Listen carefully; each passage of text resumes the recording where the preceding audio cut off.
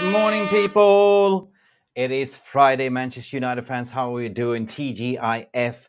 And we have a lot of things to talk about because I haven't been live for a while. It has been the Euros dominating, and I have a special guest sitting in the green room waiting to talk to you as well. But of course, today's news, we're going to break it down. We're going to talk about 100% confirmed by Fabrizio Romano that Eric Ten Hag is signing his new deal, and part of the new backroom staff, we are looking to appoint Rene, Hake, and Ruud van Nistelrooy. We're going to dive into the persona profile. We're going to listen to Milan van Dongen, who is the pronounced Dutch ESPN reporter and knows a lot of things about Dutch football as well. But I want to hear from you guys. I want to hear your opinion, and also going to bring in Sal Warner to the stage, Mr. Sal Warner. But before we do, guess what? Like and subscribe.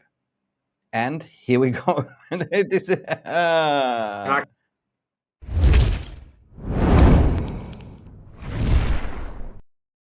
and you can all see each other in the VAR room, 100%. I want to hear from you. Leave your comments in the non-live comment section. Subscribe if you haven't. And yeah, turn your notification buttons on because we're going to be here all the way through the whole transfer window. So I'm going to find Sal. Where is my Sal? He just rocked up. Sal Warner in the house. It's been a hot minute. Am I worth it? Am I worth it? Am I worth it? Sal, how you doing? What's going on? What's going on, Mick? How you doing? Long What's time no see. crack-a-lacking? How's things in Abu Dhabi? Is it cooking? It's getting hot up there, It's right? cooking. It went up to 50 last week, so it's been a bit of a 50. mad one. I'm trying to stay away from the heat, to be honest. Jesus Christ. Guys, if you can get up to 50 likes for now and 100, please subscribe as well and hit the 50 likes. Sal, we haven't spoken for a while. It's been a hot minute, but of course, we're going to talk about adding Ruud van Nistelrooy to the background staff and also Rene Hake as well. How do you feel today as a Manchester United fan? Fabrizio Romano has confirmed it's 100%. Ten Hag is renewing his contract as well. I'm very happy about that. I'm very happy they've made the right choice in the end. It took a while, but they've made the right choice in the end, in our opinion. And I feel rectified that we've actually done it and offering him a new contract, which shows a strong sense of belief for the manager from Ineos. There's one thing talking about it, but there's another thing putting your eggs in one basket and saying, "Look, we believe in you, and we're going to support you." You know. Feel positive, cautiously 100%. positive. It's cautiously positive. And VAR room that's tuning in this morning, how you doing? We got Berba in the house, legendary Berba. Stephanie Griffith is also here. Good morning, Sal. She's saying good morning to you, Sal, as well. Good morning. How you doing? Good morning.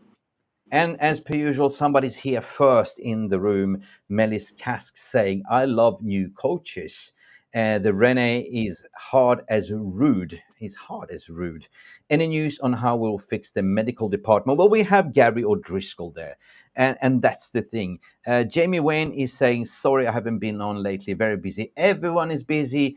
Look, Sal, look, here's the thing, right? Manchester United have the pulling power. You know, you look at Omar Barada left Citigroup to join Manchester United as a CEO. We have Wilcox that was part of the Citigroup, joined Southampton as a sporting director, and now he's part of Manchester United as acting head of recruitment at the moment because Dan Ashworth is still stuck in course of arbitration. We're probably going to play the long game, and yeah.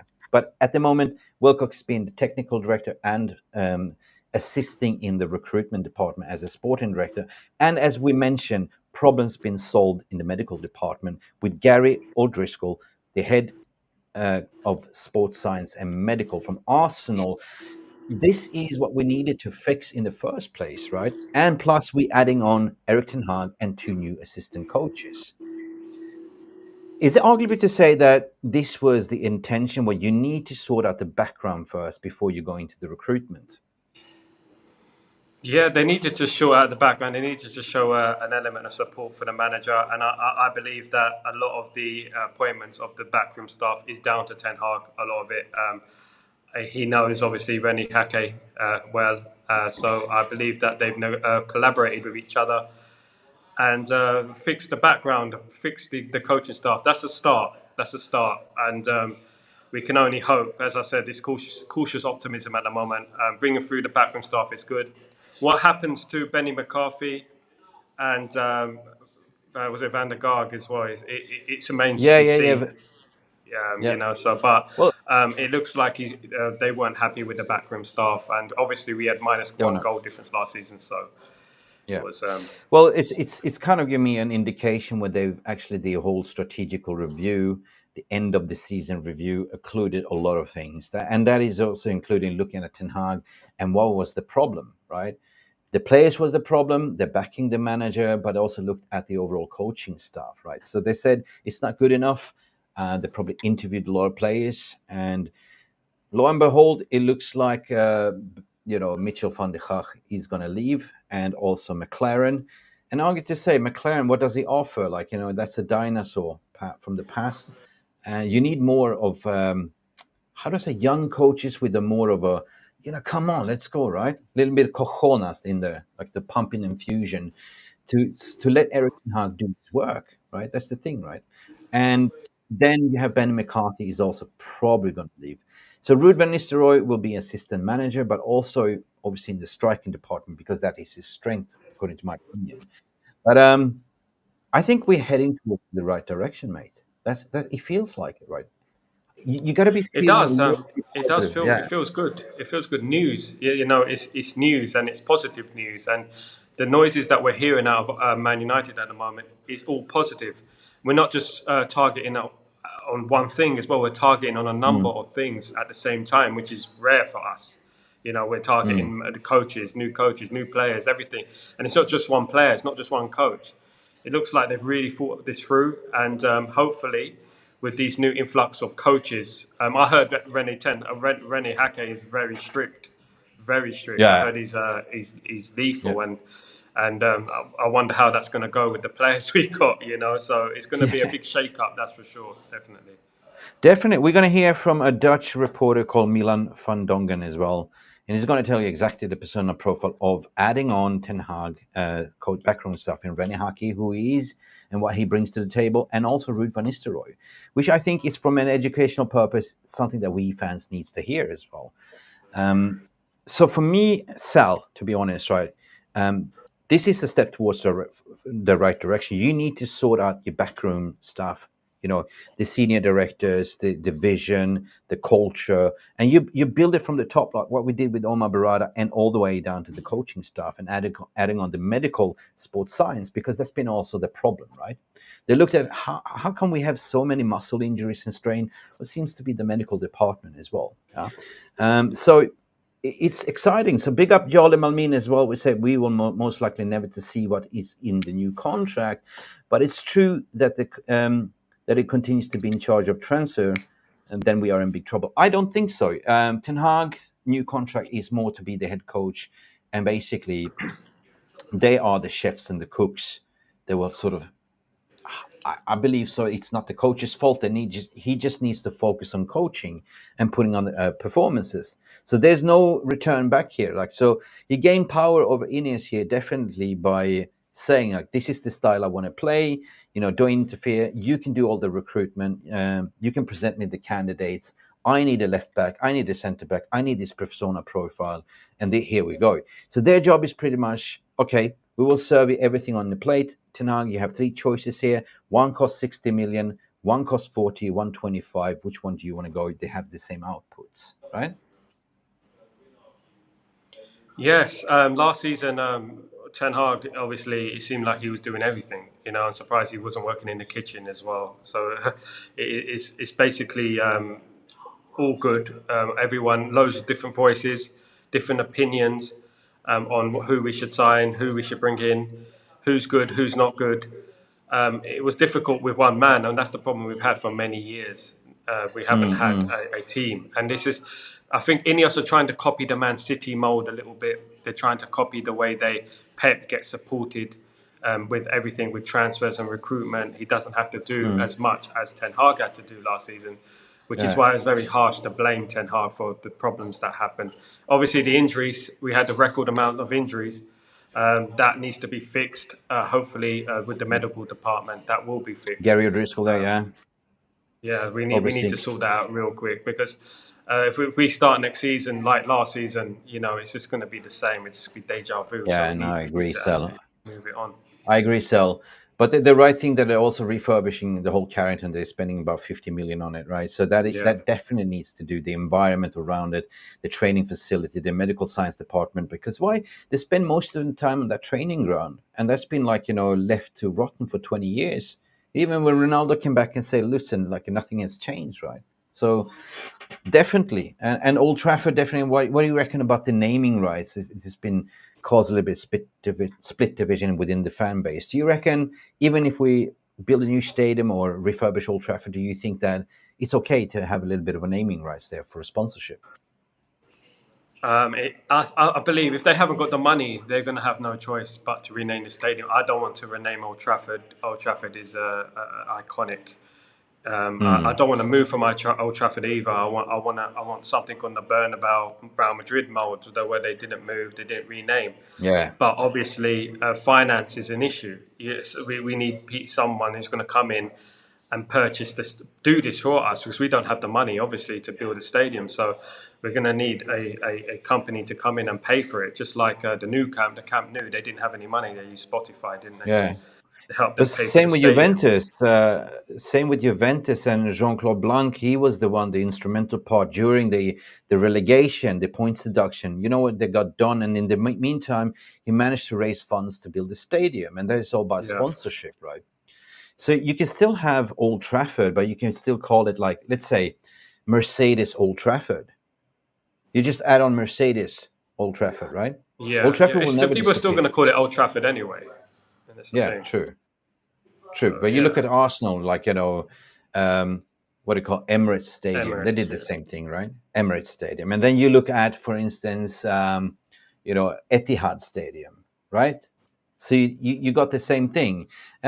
We have some super chats coming in. I think. Let me just. I've been missing out the chat, so big up for everyone that's tuning in.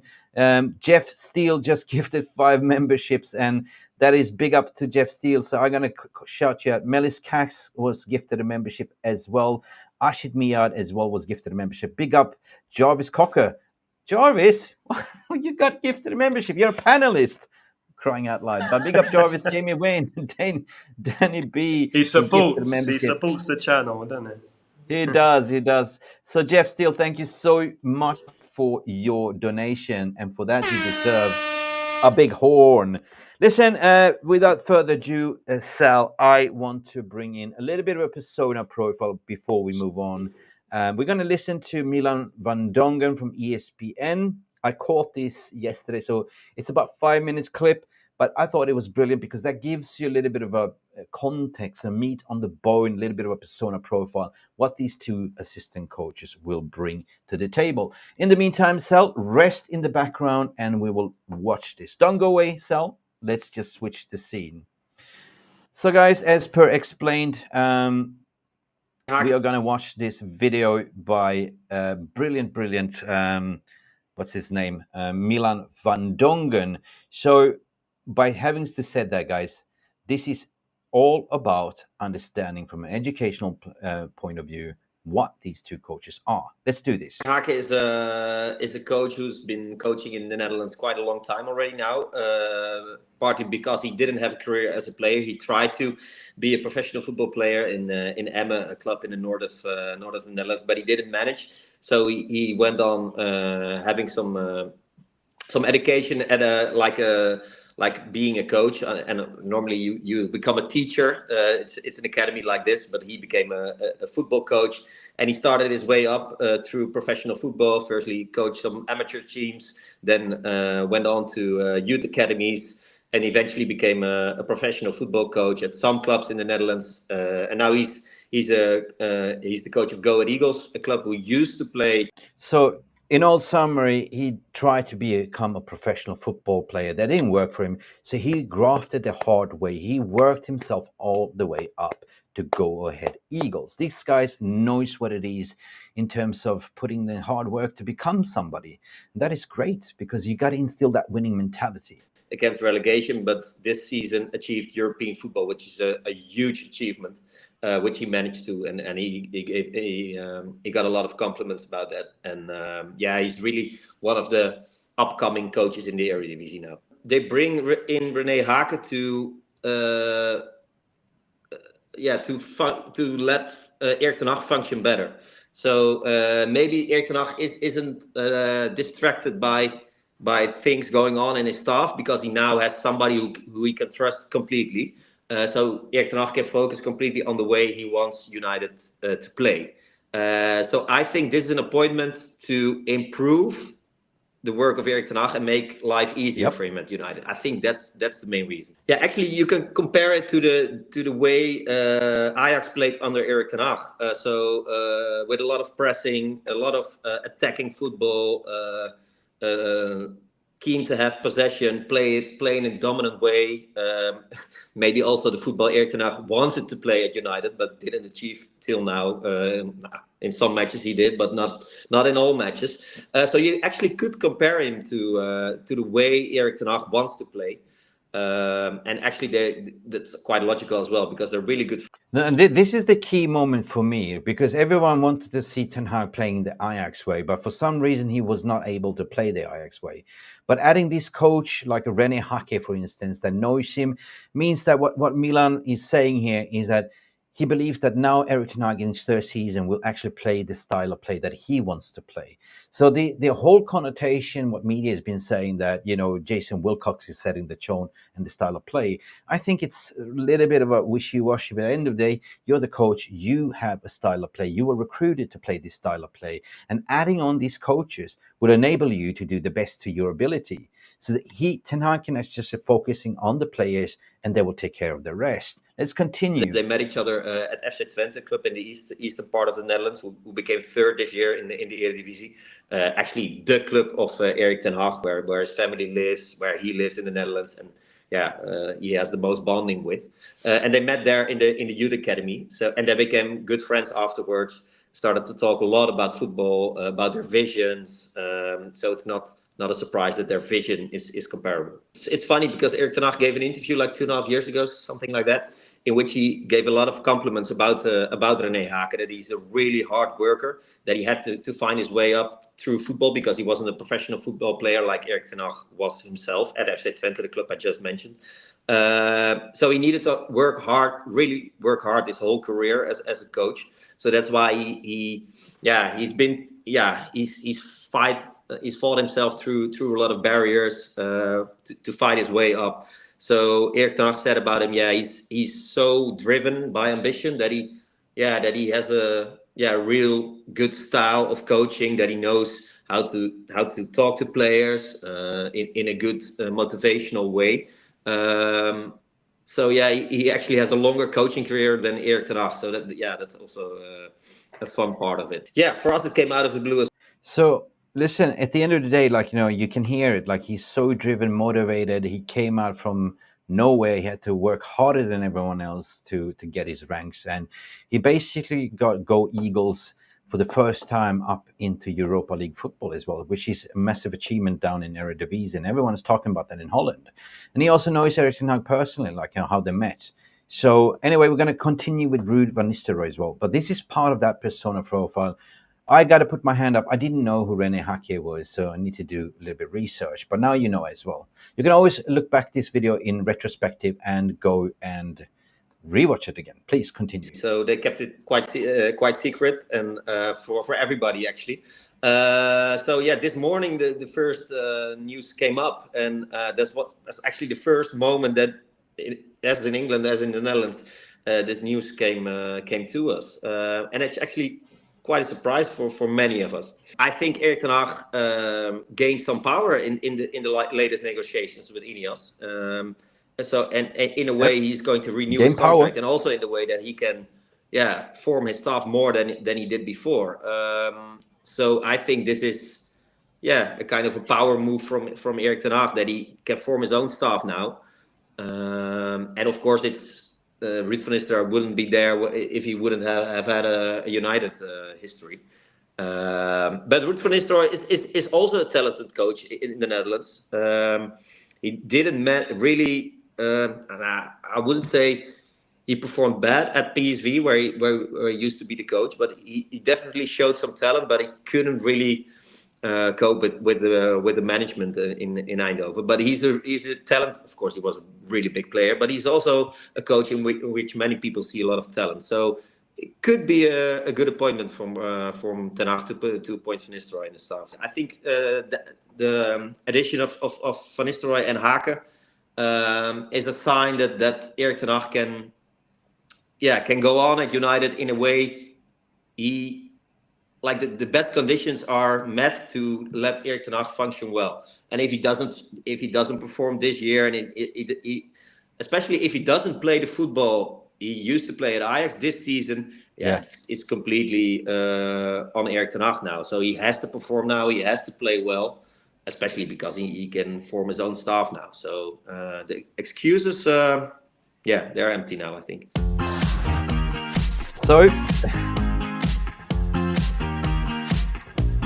that was very, very interesting. I would say that, excuses, there is no more excuses. If we sort of read between the lines, if we summarize what Milan van Dongen was saying, these two coaches will complement each other. One worked very hard. He wasn't a professional footballer, so he wasn't blessed. He worked himself hard, his determination, and where he got today at Go Ahead Eagles to got into the Europa League as well.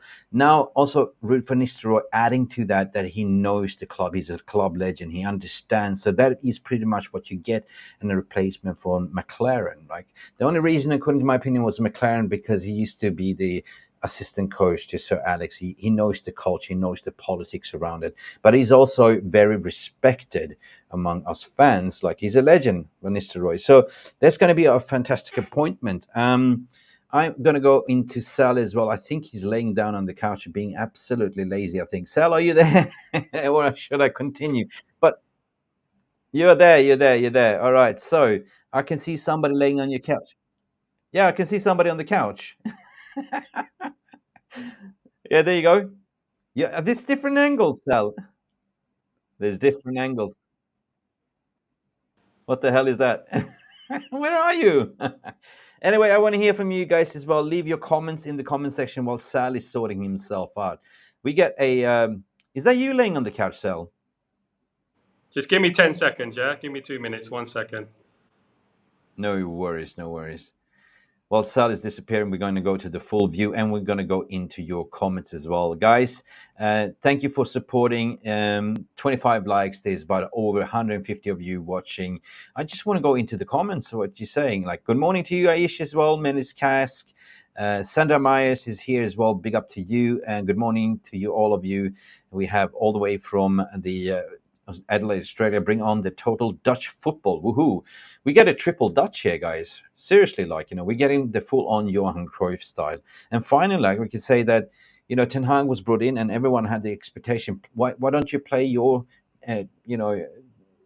Ajax way? What he said, basically, I don't have the staff to do that. I don't have, the right equipment. I don't have the right players. I don't have the right mental abilities. I don't have the right even medical staff. So this overall strategic review must have come through an interview. And I find it really surprising in a way, but because Michel van der Gaag has been with Ten Hag for ever since the Ajax days. So doesn't mean that they're going out the door and they're getting even better coaches. It's yet to be seen, but for me, this is something that excites me, right? Why? Because as I mentioned, we got rid of, a lot of the dead woods. We have been replacing a lot of people above, right? The backroom star, Barada's coming in, Bush, Wilcox, we never had that before. Ashwood, new sporting director, new head of Department of Medical Science. This is a total new Manchester United. And then you look at the coaching, the heart of the club, the football inside of it, which is identify that Ten Hag is the man, right? Eric Ten Hag has got the power. He said, okay, we're going to get rid of these players, but we're going to present you with Ruud van Nistelrooy and Rene. What do you think? Bingo, lie. Bingo. So that means that what Milan van Dongen was saying here is that this means that Ten Hag cannot fail. Ten Hag can only focus on doing one thing only, and that is focus on the football, while relying on these assistant managers and the coaching staff and the medical to do their job as well. So I want to hear from Sal Warner as well, and I want to hear from you guys. So Sim, what you're saying here, first Dutch player for Manchester United was Arnold Mooren. True that, brother. Uh, his brother won 3 European Cups with Ajax, 100%. Brandon Chappelle is in the house. Good morning to you, Brandon. Happy Friday to you. Ruud Gullit would be even more fun. Imagine you adding on Ruud Gullit. To Otis Kurt, what are you saying here, my brother? Manchester United, I didn't know. Manchester United, I didn't know by players. I'm a little bit dyslexic, but I can understand what you're saying. 30 likes, 54. K Day is in the house. The Ajax, the North, but the real money and the power, 100%. Listen, you legends, the Friday. Let me know your thoughts and feelings. Leave your comment section in the live chat as well. Get involved. I think we lost Sal Warner. But while we are losing Sal Warner, I'm just going to move on. I just have to move on. Show must go on, as per what Queen was singing and Freddie Mercury. Listen, at the end of the day, it's been confirmed by Fabrizio Romano. It is 100%. It will be added on Ruud van Nistelrooy and Rene Hake. And by the way, Ruud van Nistelrooy turned down Burnley to come to Manchester United. And then, Rene Hake, he was the main man. He was the main manager for, Go Ahead Eagles. So he chose to come to Manchester United. That shows that we have still a pulling power, guys. Facts. So let's continue with the show. Berba, big up to you. Compost Murphy in the house as well. Guys, we're having a civil conversation. And at the end of the day, I'm feeling a bit excited because now we can go in the transfer market and recruit. And the new thing that I want to talk about is, it's been said that Rashford, we've been all hearing it. It's been reported that new Manchester United are ready to part ways with Marcus Rashford. The club is not happy with his disciplinary issues around Rashford. This is according to Graham Bailey, which I rate and respect very, very. Graham Bailey is a very credible reporter, and I believe what he's saying. And we've been saying that as well. If we do get the right bid for Rashford, we will definitely listen to it. But it comes down to what Rashford wants, what his brother wants. His brother is his agent, Dwayne Minard, as well. So apparently Rashford did some, the Belfast incident. It was a little bit how to handle it, but they looked at the whole situation. They've done the strategic review. Marcus Rashford, if we do get a bid, you're not safe. Go away. That's the thing. And it comes down to how we want to play. It comes down to how we want to play. See, he didn't look happy in the Manchester United season, last season. What he was asked by Ten Hag to do. Little bit of a pressing, tracking back. You saw his body language. You saw he wasn't really there. He was not happy. And he just didn't look like he wanted to be asked to be there. So, of course, it's understandable that this might happen. Sal Warner is back, my friend. Sal, I'm going to add you to the stage, my friend. You are back, and let's talk about it cool and composed. First and foremost, Sal, we saw your bedroom. We saw somebody laying there on the couch, kicking back. But what's your first initial reaction for the video that we saw regarding the persona profile? Yes, apologies about that. There's never too late for a power nap, is there? So I thought I'd come back. Yeah. Sorry, what was the question again? My apologies. Yeah, you disappeared. We finished watching the video of the persona profile by Milan van Dongen. We spoke about what Rene might bring to the table, Rene Hake and Ruud van Nistelrooy, right? Ruud van Nistelrooy was successful. He coached 50 games with PSV, but for some reason didn't go well with the management there. Rene Hake was working his socks off. He was not privileged to be a professional footballer. He wanted to become, but he worked himself up in the ranks, right? So it was a big achievement for Go Ahead Eagles to even get in to Europa League because they've been hovering around down relegation Eredivisie. So those two players together, what he's saying here was Milan was saying that there's no excuse now for Ten Hag. This what he believes would, how do I say, make Ten Hag just play better football, to play the way he wants to play by having those two assistant managers that understands. So I think it's brilliant. But what do you think? I think it's really good. I think it's only positive. It shows you that we're thinking about everything as a whole and supporting Ten Hag, which is important because these guys are going to support Ten Hag. They're going to have the discipline. which I feel we've been lacking for so many years. We've been lacking a discipline. We've been lacking a direction Yep. with the manager and the coaches, 100%.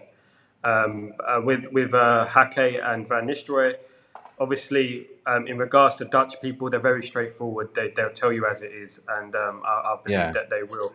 I don't know what Ruud will be doing. I think he'll be probably working with the striking department. I mean, he could help our strikers a little bit, but he is an Mm. excellent manager in himself. He's won 2 trophies at PSV. Obviously, he's good himself as a coach. My one concern is that are they planning for the future with a conveyor belt of managers that could come through later? You know, if Ten Hag does leave, will Van Nistelrooy take the mantle? That's Oh, the only thing I'm thinking, really. that's the thing. I mean, I'm gonna back the tape. There's 2 points that you mentioned. Discipline. I mean, you adding on Van Nistelrooy, which is a bloody good winner. Like, he's got a winning mentality, and the discipline of Rene Hake. There will be no bullshit in the training ground. There would be 100% commitment. Work, work, work. If you're not working, you're not getting picked, right? And that's one thing. And what the second point is, what you mentioned there is, I believe when you've done this strategic review, you always look at succession planning. So that might be so that say, okay, we appoint Ruud van Nistelrooy, and he might be the successor when Ten Hag leaves because he's been working under that establishment. So it's pretty much easy. If Ten Hag happens to go, Ruud van Nistelrooy just takes over. Yeah, exactly. It's a structure that we've been missing, Mm. and not now. It's not going to be panic stations when we lose a manager. It's not going to be any of that like we have in the past. So who are we going to get? Who can we get? It's not going to be any of Yeah. that. We're going to be prepared. Van Nistelrooy will already know the players. They will already know the system of the club, and it will just be like a simple slot into a Yeah, new manager. 100%. Hopefully, we won't need to come to that. Hopefully, Ten Hag does the business. And No, hopefully he will do good. Hopefully. Now he's got the backing support. Now we're going to go to the recruitment market. And you mentioned Panic Station. When I say Panic Station, it must be Panic Station with a PlayStation with Rashford and Sancho and all that. No more PlayStation. Come to training. And we spoke about this well. Like, big up Berba to say Ruud will help Rasmus to go from kitten to a tiger. Golden boot incoming. 100%. That's what you're going to get. More discipline. But what's your take on the PSG coming back for Rashford? There is some genuine interest there. There's been talks to say that Manchester United are ready to part company with Marcus Rashford, according to Graham Bailey. The club is happy to discuss. The club is not happy with this disciplinary issue around Rashford, and they're openly talking to PSG. Furthermore, from Graham Bailey comes also the strained relationship between Ten Hag and Rashford has led to the United to believe that the parting of the ways could be the right thing for all parties. For me, it was something that wasn't right with Rashford at Ten Hag last season. He was not happy, right? With his mate Jadon Sancho, PlayStation Jadon Sancho. I think it's time to go, according to my opinion. I mean, I agree. I mean, we'll get a lot of abuse for that, but the thing is, sometimes you just have to move on, and I feel like it's best for Rashford's interest and our interest for him to go. Not that he's not a good player, not that he's a great player, but I think the baggage that comes with Rashford is just becoming too much. I Yeah. think as and we got a lot of problems as it is. We got a lot of rebuilding as it is. The same with Sancho and the same with Greenwood. We Yeah. have to remove the bad eggs, so to speak.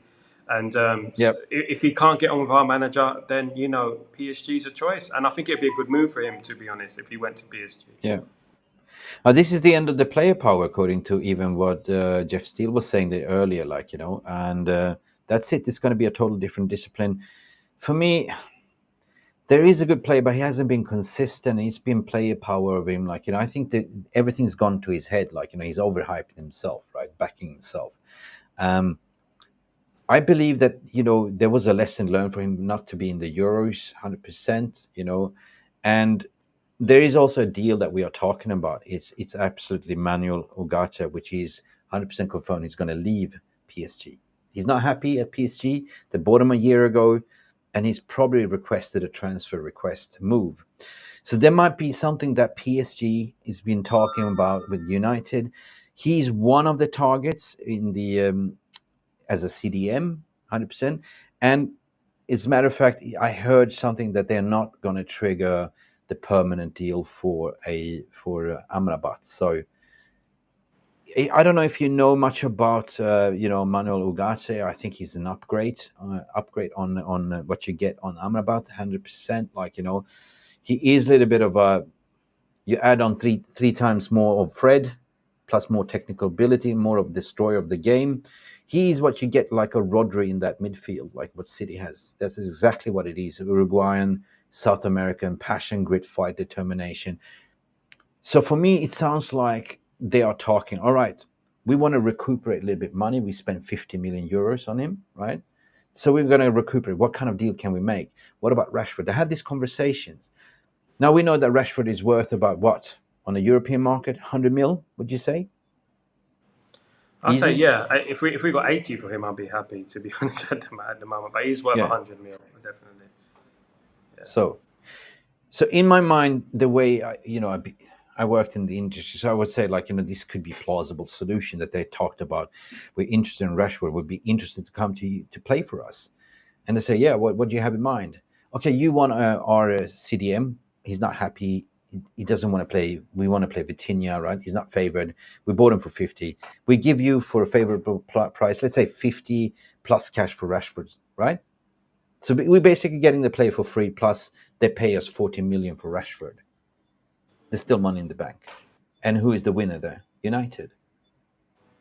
Exactly. It's always hard to do, obviously, swap deals with cash, but I think it'd be very, very intelligent of us to do that. It'd be a change. It'd make a change for us to do something like that, something as shrewd as that. It would be very, very intelligent from us, and would be a statement. Yeah. Rashford, if Rashford does go or McTominay does leave, it is a statement because it means that we mean business, and it means that there is a 100%. change. 100%. So Big up I think Andrew that's Moore as well. I can see. Yeah, sorry. it's okay. Andrew Moore is coming in with the comment. You guys can see each other in the VR. Hi, Mick. I wish more fans would realize that a complete overhaul is going to take time. And it will be. This will not happen over one window, mate. It will not be. But it is movement. And I feel a little bit positive. Like, I was very skeptical with this 25%. It's been a lot of PR. But what we're seeing here is 100%. You need to sort out your structure first, the backroom, before you go into the market and recruit. Now that's been sorted out. Now we go into the targets to recruit. And they are out there speaking to midfielders. They are talking to the centre backs. They identify where is the problems. So last season, argue the point, we had this conversation, Sal, so many times. It was the bloody midfield. There was gaping hole in the midfield. And it was the centre back pairing, which was abysmal due to the injuries. Right? I think we had 15 different centre back pairings in front of Banana. And we leaked goals like you know what? I'm not going to say it, but you know what? And minus in goal differences in the scoring department. Yeah, last season we had problems all over the pitch. Obviously, we had a small squad as well. We only had Rasmus Højlund up front. We had injuries, 60 odd plus injuries, and the midfield was like a bagel that we were called Bagel FC because we had no midfield. Thank God for Manu coming through, that we had a player in there who could keep it in control. Obviously, we had makeshift defenders as well. Obviously, Casemiro and at the back. Shocking that people ignore that. Media have ignored that. Certain fans have ignored that, and they don't realise how well Ten Hag did last season with these problems in our team. But our midfield problem has been there for years, and it hasn't been fixed. It has we been. Need to fix it, 100%. But it hasn't really been fixed since Carrick left. When we got Casemiro, we had a good Casemiro for 1 year. The second year wasn't good enough. And Origami is coming to say, come on, think about it. Amrabat must have been under Hake and Utrecht. Yeah, you're right. But the thing is with Amrabat, that is a deal that could be made. Like they can still buy him for 20 million, right? 20 million pounds, and they can still trigger to have like an Ugarte and all of a sudden, because you need two CDMs. If you are all of a sudden going to get rid of sell, Casemiro, which they're probably going to do, and Eriksen as well, you need to sort of replenish with two midfielders. So if you can get Amrabat for a rotational player and just play like Ugarte, you need to sell McTominay as well. You do. You have to sell, and I think it's about time. To be honest with you, he's been there long enough. I don't think he's good enough. If we want to go to the places we want to go to, which is winning consistently. And I Yep. think McTominay has to be one of the ones out the door. He should have left Yeah, a long time ago. He's a good pro. He's a good pro, but he's not going to definitely. bring us to heights that we want to be. Yeah. So the thumbnail said power play, and I think Ten Hag played this card pretty well here. Power play. He wants to win. He wants to win places. He wants to go places, and this is the way they probably listen to him. I want to get rid of that player. I want to get rid of that player. Luke Shaw, get rid of him. 100% injury prone. Get rid of these players and give me better players. We are looking for a left centre back as well, which is Milos Kerkez. We are looking at a lot of things, and Sal disappeared. Anyway, let me just. Are you there, Sal? Can you hear us? Can you hear me? Yes, we can hear you. Sorry, Mick. Yeah, Mick, after dash. Sorry, mate. I sent you a message. No Sorry. worries. He's got a Cheers. dash. He's got a Thank you. dash. Thanks. Sorry, We're mate. strapped for Cheers. cash. Thanks. Anyway, cheers, buddy. Thank you, Sal Warner. Guys, please give him a massive applaud and likes. We got to move on as well. Coming to the story that Manuel Ugarte would love to play for Manchester United, and the entourage see the club as an ideal destination. He's almost 90% sure that he will leave PSG, and they are willing to listen to offers. So that's what I'm saying, guys. Like, we got to be a little bit of a box clever here. Like, Amrabat's contract is about to expire, the loan deal, and Manchester United is still deliberating what they're going to do. Just because you're getting in Manuel Ugarte doesn't mean that you have to get rid of Amrabat. Amrabat is cheap, right? Amrabat costs you 20 million to do, and you can do that negotiation with Fiorentina that don't really need him.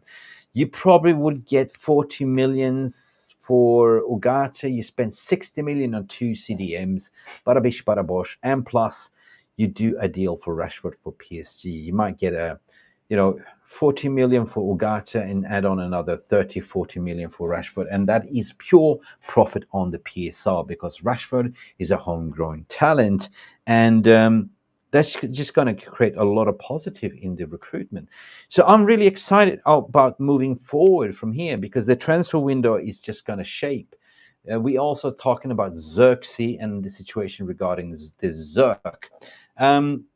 But still, I want to hear from you guys what you're saying. At the end of the day, we have to stop being sentimental. Like, we got to move the page. We're building a team for the winning ways, right? And I am sitting here as a watchdog consumer, and everything is going to be scrutinized.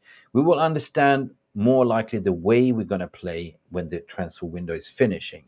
The players are reporting back on the 8th of July for the first team training.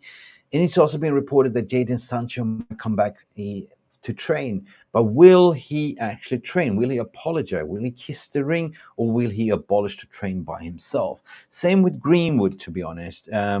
And United has been putting out that we want 40 million from Greenwood. If we don't get it, we will take him back home and he will be part of the tour to train. Now, at the end of the day, it is what it is. They have a lot of things to fix, and you cannot fix everything under one summer, right? That's the thing. Big up Jonathan Ball. Ball is in the house and saying 75 watching 43 likes. Smash the like. Smash the like, please. It's Friday. Yeah, Berber, what you're saying, good things are on the rising, Reds, right?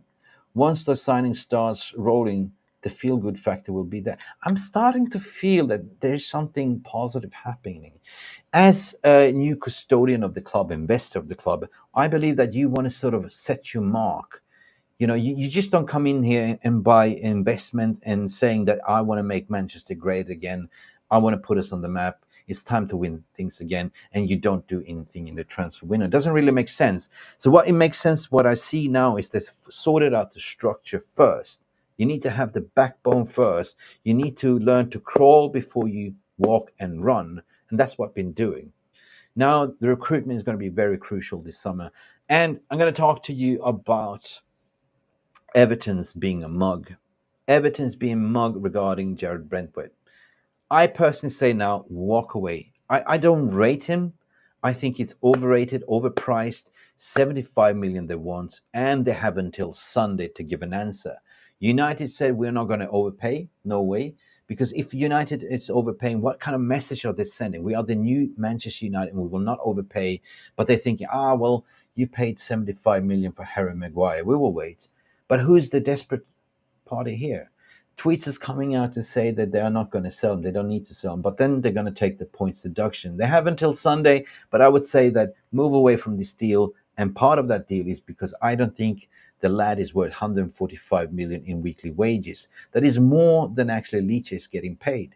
He had one good season under PSV, so obviously he knows Ruud van Nistelrooy because Ruud van Nistelrooy coached him under PSV, and one good season in Everton, and they won 75 million plus 145. I say walk away. There's better deals to be done.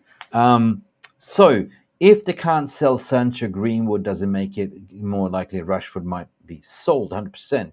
If we do sell Rashford, we got to look at replacement targets, and that means that we might look at a player called Nico Williams, for instance, right? Everyone is talking about Nico Williams. He's got a 47 million release clause available. And United seem to go for release clause because that's easy deals to be done. Joshua Zirkzee looks like he's leaning closer and closer and closer. And I think that Joshua Zirkzee will be the first Manchester United signing. You know, we had 50 to 60 million to spend, obviously, on a striker. So that is a bargain price, but you're going to get. I did a video about Joshua Zirkzee. Go check it out. It's a total 10 minutes of a player profile video. So he is pretty much a 9.5, right? He is that type of Martial player that likes to sort of drop off deep and come in late. He likes to link up play. He likes to link up with the wingers. You know, and there be moments where we can play two number nines. He can play like the shadow striker behind Højlund and link up with Højlund. So imagine we're going to play a 4-4-2 or with two strikers. There's multiple things you can do, but he is the enabler in that middle of the park. He can definitely, play with his back against his goal and hold up of the play. So Zirkzee, for me, that is a box clever move. 34 million release clause. Barabish, Barabush. Personal terms, not a problem. Now that he's hearing that Van Nistelrooy is going to be the head coach, he's going, shit, Van Nistelrooy, I'm coming. And Hake as well. So, guys, I think that this is going to be done. I think it's going to be done by 1st of July after the new financial year, because 1st of July, the Zirkzee's release clause is valid. And AC Milan, of course, they don't want to pay the agent fee. So that is the stumbling block. But now I think they turned his head. Now he understands what is the project, who is going to be the coaches and the managers. And of course, he's Dutch. He knows Van Nistelrooy well. He knows Hake. He knows Ten Hag ball. He knows that these guys developing youth. So I am almost 80% on the hodometer that he will be a Manchester United player. I put my head out there. And King Sayer saying, okay, Stephanie Griffith, what you're saying, yeah, big up to you. What about Dewey? Yes, Dewey is also on that list. And we were definitely linked to, Michael Lise. But Michael Lise did the right thing, went to Germany. And Dewey is somebody that I rate even better. And that is one for the future. But we are looking at the wingers, and wingers are not the priority. We will definitely get wingers if we manage to sell Sancho and Rashford. We need to replace them. So we might look at two wingers. If you sell Rashford, you will replace Rashford with somebody, like a traits of Nico Williams, who plays on the left. But Dewey plays on the right. So if you do sell, Sancho, that means that, we got to replace Sancho. So there might be a Dewey. I believe that it will come at the end of the window. We will see, because that is a saga that will drag on. Rashford deal is difficult to do. Zirkzee is easy to do. Brantwaite walk away. And 100% I believe that Todibo will be done. Todibo, as you've been hearing, has been, Nice has launched an investigation. They sent the lawyers to the Court of Arbitration Sports in Switzerland to be talking about this is not fair. And still, there is a loophole, as I've been reporting, that, you can still sign Todibo, but you cannot play him in the Europa League competition since Nice is there. But UEFA ain't the government body of FA in Premier League, so there's no ban. They can still buy him, and barabish, barabush. So let's see. You know that Todibo is favored. You know that Todibo is going to play the important role of being the Rafael Varane replacement. I really rate Todibo. But in terms of Braithwaite, There's other things. Matthias de Ligt is there sniffing around. There's a lot of Inacho is there as well. I think Inacho is very good as well. Giancarlo Inacho as well. There's plenty targets to go there. And I think at the end of the day, Luke Shaw needs to be sold because we're going to bring in another centre back. Luke Shaw fitness is a shocker. He's about 49% or 48. He would play 47% of all his season last season. And I just think it's time to go. I think it's time to go 100%. Van Bissaka, in terms of that, it's got legs. I spoke to my colleague from Strategy News, Dale O'Donnell, chief editor, and he said, keep your eyes on Van Bissaka. West Ham is interested, but also the Turks in terms of Galatasaray and Fenerbahce is also interested. So there'll be definitely something for Van Bissaka. And if Van Bissaka leaves, we have another release clause easy to do, which is Jeremy Frimpong. I'm excited. Jeremy Frimpong knows Jay Wilcox very, very well from the City Academy. And you see what I'm getting at. We are doing deals, smart deals with, easy to make release clause. Jeremy Frimpong, I believe, is £34 million release clause. Easy to do, right? You look at, for instance, Zirkzee, another release clause, cheap, striker. The way the market rate is going for strikers, 100 mil, to get a Zirkzee in as a secondary striker, that's cheap. 34 million plus the agent fee. We were willing to spend 60 million, splash the cash on 50, 60 million on a striker of the ilk of Benjamin Sesko. So, guys, let's move on as well. So, I think this is box clever. This is players that will fit Manchester United. This is the players that will fit the mold of the coaching staff, the backroom staff. And this is what I believe.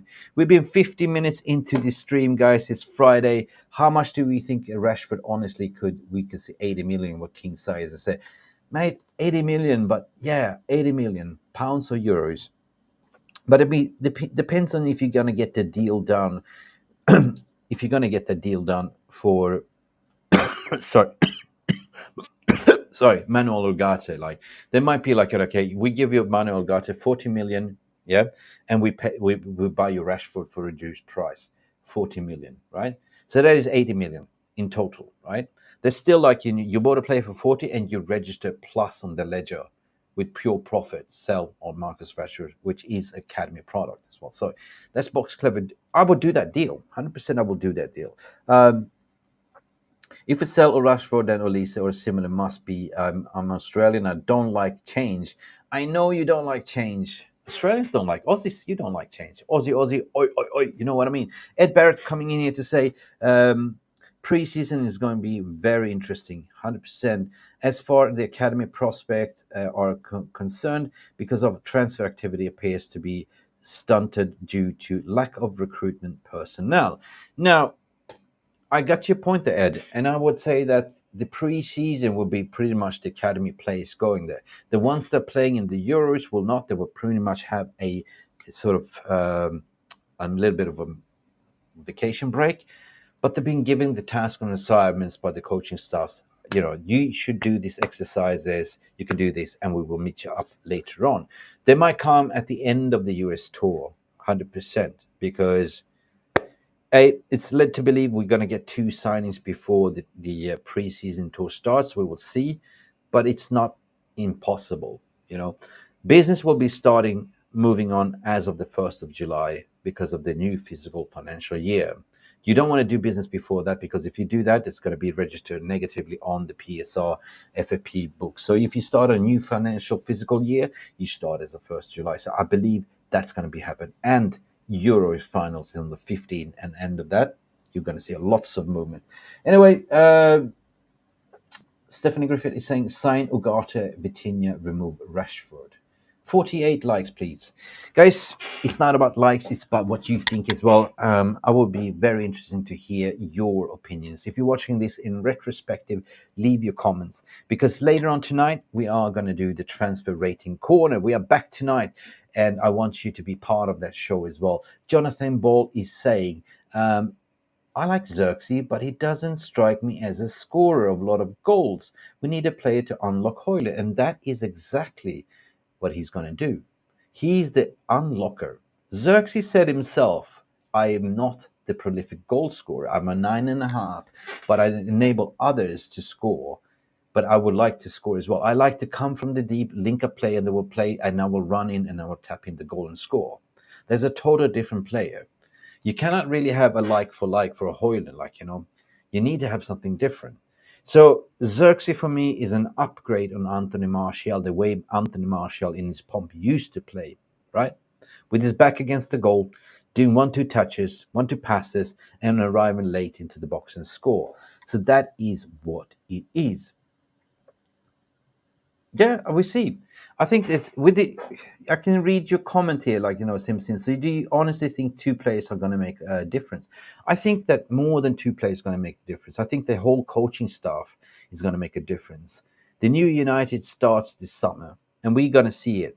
It's too early to say, according to my opinion. But we need a Martial replacement, and that is what it is because Martial left, and we need a replacement. And Zirkzee is the one. And he's still 23 years of age and still got a lot of things to learn, to be honest. Okay, guys, we're going to wrap up this stream. To be honest, 50 likes, we're getting hot in there. And I just want to remind you guys to come in later on tonight because we're going to be doing the transfer corner. It's going to be Mick Ruby and Mark Nurse in the house. And if you missed it, if you've been sleeping under the rock, we launched this last week and we had the first show. And we are the only channel that does this live as well. Go to MUFC Realist TV, the website. Go there right now. Get your transfer ratings in. Here we have the DLC in basically every single player that we are linked to. We are basically driving this based on the reports from tier 1, tier 2s and every sources. You go in here, you put your rating in, what you think in percentage wise. How hot is this? Is it 10, 20, 30, 80%? And you put your vote in, right? It goes all the way down, even from the outs perspective as well. You get my drift, right? You get my drift. Even the outs you can sort of vote for. Like how much percentage do you think that Victor Lindelof is going to go for? Will it be 10, 20, 30%? And you get my drift. And at the end of the day, your score will drive to a hotter meter score, which is like a Premier League table.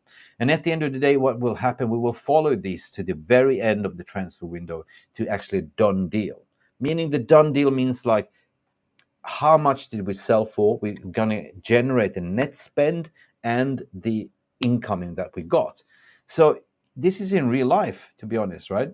Who got sold, how much money, and that we can give a live track into how much money did we buy for, how much money did we sell for, simple that, simple. So I would love you to participate to this transfer rating show tonight. We're going to go live approximately 8 p.m. tonight, but before we continue, guys, please do me a favor.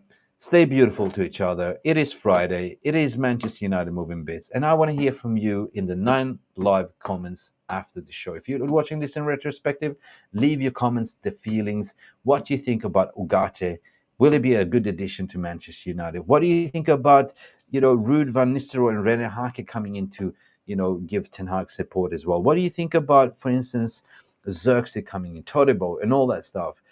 Of course, the show would not be without you. So I love to hear what you got to say. So leave your comments in the non-live comment section. The more, the merrier. And I would love to leave. And I always reply when I have time.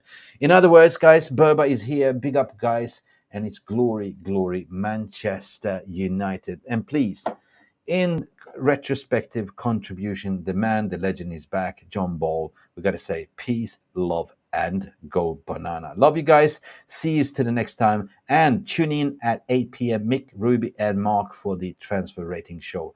Go get your votes in. Right. Glory, Manchester United. See you, folks. Bye for now. Thank you so much for stopping by and watching MUFC Realist TV. Don't forget to like and subscribe and follow us on the socials.